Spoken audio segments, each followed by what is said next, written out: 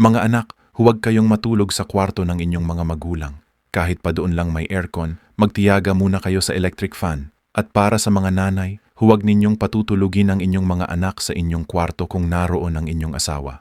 Sagabal po ang mga bata sa pagsasama ng mag-asawa. Darating ang oras, 2:00 ng madaling araw, na dahan-dahan na lang kayong gagalaw, nag-iingat sa bawat kaluskos. Sa halip na maging natural ang pagmamahalan, nagiging parang may ginagawang mali. Parang kinukriminal nyo pa ang sarili ninyong pagmamahalan. Alisin ninyo ang mga bata sa kwarto. Hindi sila kasama sa marriage contract.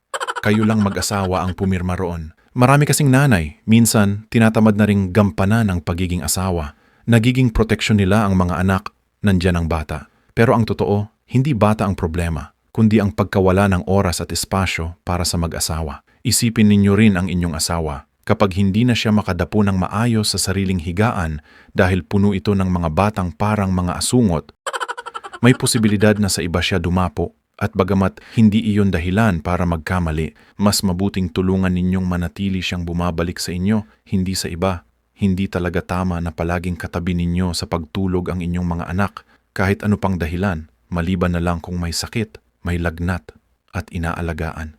Iyon ay pansamantala lamang, pero kung gabi-gabi, parang mga sisiw na nakapaligid sa inahin.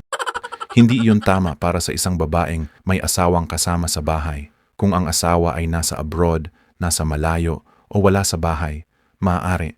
Pero kung nandyan ang daddy nila, mga anak, chupi-chupi muna. Balik kayo sa sarili ninyong higaan.